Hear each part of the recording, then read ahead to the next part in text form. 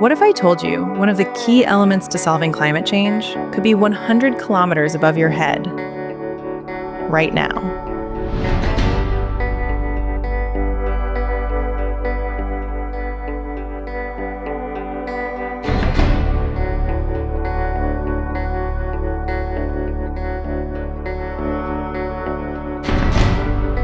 But how would you decode the complex, invisible physical forces that control our climate? The answer sounds impossible.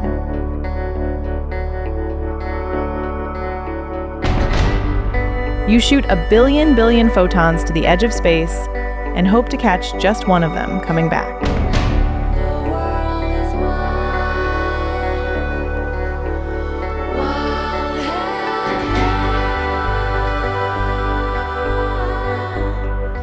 This is atmospheric LiDAR, and it might be one of the most elegant experiments in all of science.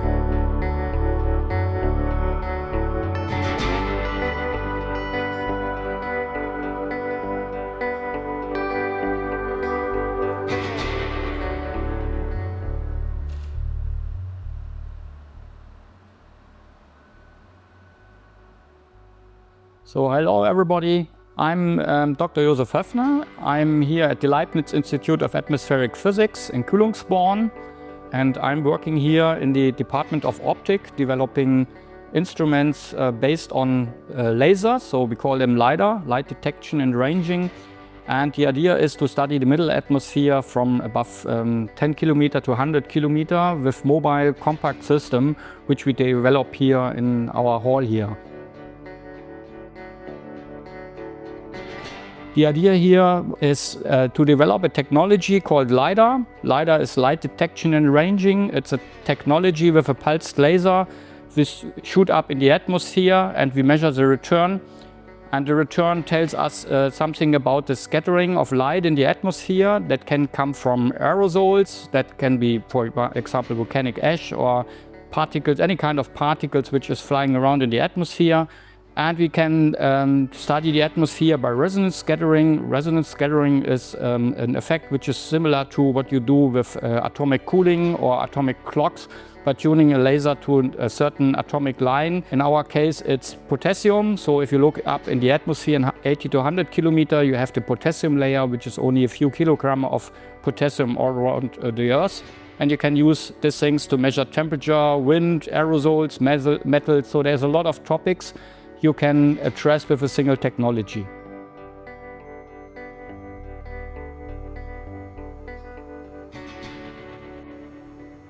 Hello, I'm Gerd Baumgarten from the Leibniz Institute of Atmospheric Physics.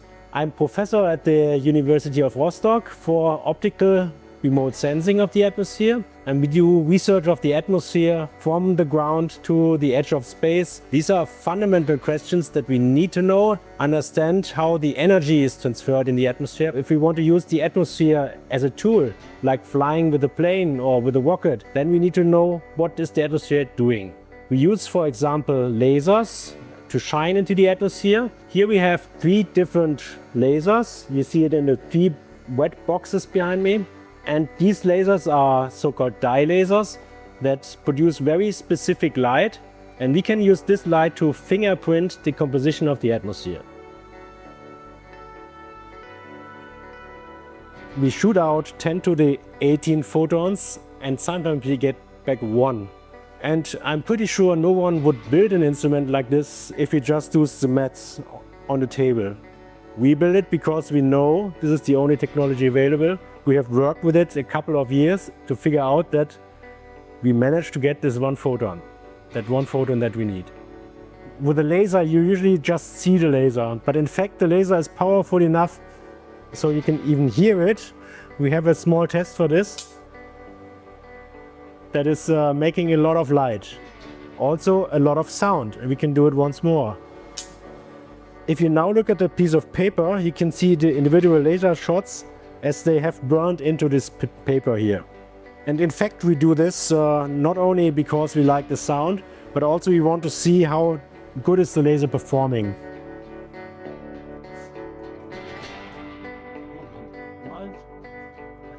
So this is the telescope hall. In the telescope hall, we send out the laser beams that we have produced before. The laser beam comes out, and then on top of these telescopes over there, and then out into the atmosphere.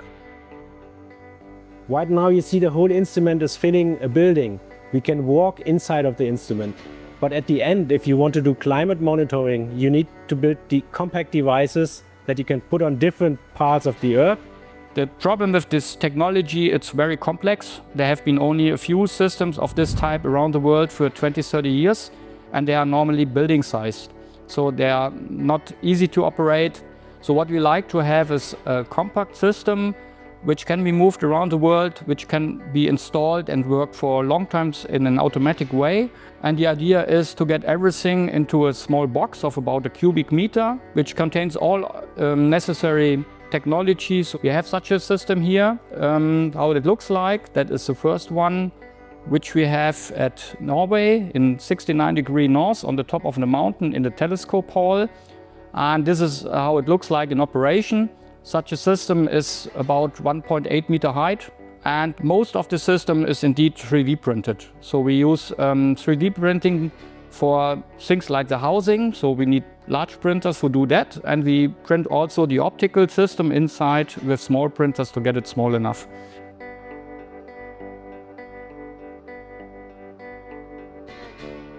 So what we have here is our room for 3D printing. In particular, we have two big printers here from BigRep. The one which you see here in the back is already from 2018. It's a quite old machine, one of the first ones, I guess. And the newer one, which is here on the other side.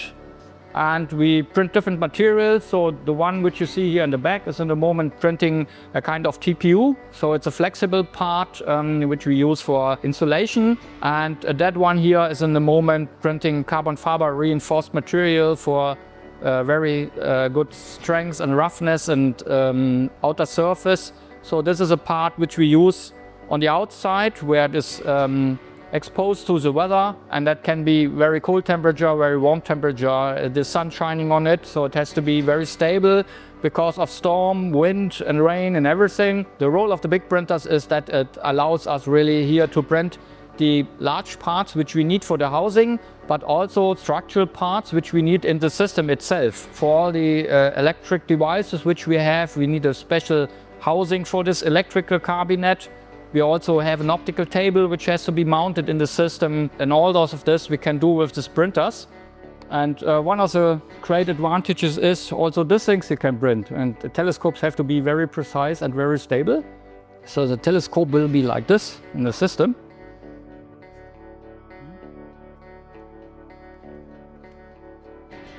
The project called EULIAA, it's a European LiDAR array demonstration.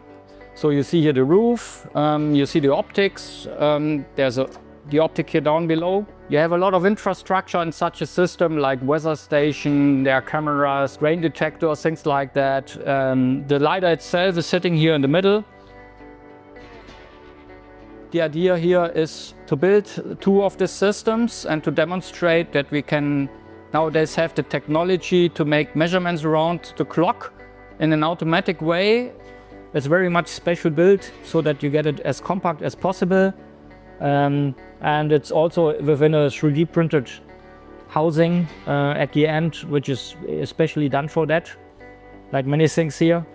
If you look to such a system, it has more than 1,000 parts, and it's surprising how much of them you can print nowadays. So we do not need very much other technologies. We can print everything beside the LiDAR itself, which is the mechanic and the optics. And then you can build big parts like this one here, structural parts. And this is for compressor, just like you need it, but you also can build functional parts like this here. For that, you need big printers which are able to print things of roughly 1 times 1 meter. All right. Yeah. And this is a time lapse. It's the last hour, 1 hour of observations. We are roughly 20 kilometers south of the Andøya spaceport, allowing us to monitor how rockets, when they travel to the atmosphere, affect the atmosphere. But it's a really nice snowstorm today in northern Norway. 589, that is sodium. So if you want to see what the color of sodium is, you can have a look to it. That is the orange glow of a sodium.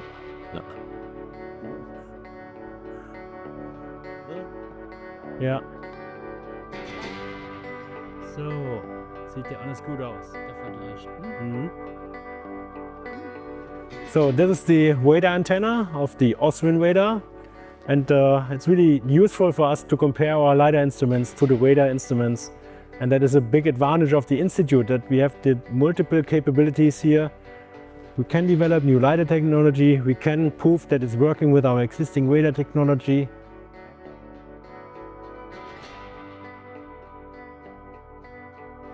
Yeah, why do you use 3D printing at all? So the nice thing on 3D printing is basically that you can produce things which you have a hard time to reproduce in traditional ways, and you have the capability to build pieces very quick and to iterate to find out if you have problems. Let's say that you can change things and try it again, and that's very much what you do in science anyway. So let's say many things of which we do are experimental. Nobody knows in the beginning how it looks like. So you start to build something and you find out it does not work in the way you think, and then you modify it, and you may do that for years and years to come. And 3D printing is very nice here because it allows you to have an idea in the morning and to print it out, and you might have it even in the evening or at least a few days. But you can have an idea and print it out and look to it and modify it, which would need much longer time otherwise and would be much more expensive also.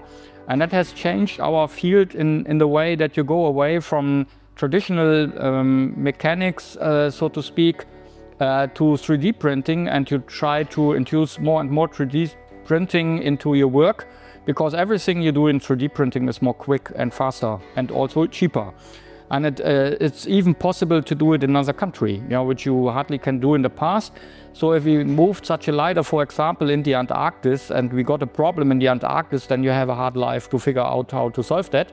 With 3D printing, you can very easily modify things even at a remote place, which you can't do otherwise. That you can even print about a weekend and things like that. So you do not have to stay close to the machine. You can run it automatically, and that allows you at the same time to do other things. So basically, you change your work in a way you produce a big part, and then you have to wait for 5 days maybe, and in the time in between you do other things, let's say.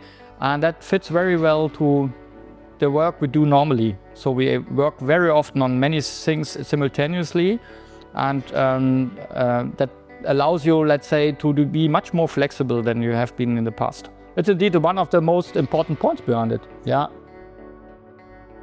So why does this actually matter? Why go through all this trouble just to 3D print the housing for a laser? Because the Earth is massive. If we actually want to decode our global climate, we can't just measure the sky above one lab in Germany. We need these lasers everywhere. Before, putting a climate observatory in the Arctic meant shipping a ton of stainless steel across the planet and hoping nothing broke. Now, if a scientist in Antarctica needs to modify a laser mount, they don't have to wait months for a supply ship. They just download a file. It turns out, one of the secrets to understanding the edge of space was just completely rethinking how we build things here on Earth.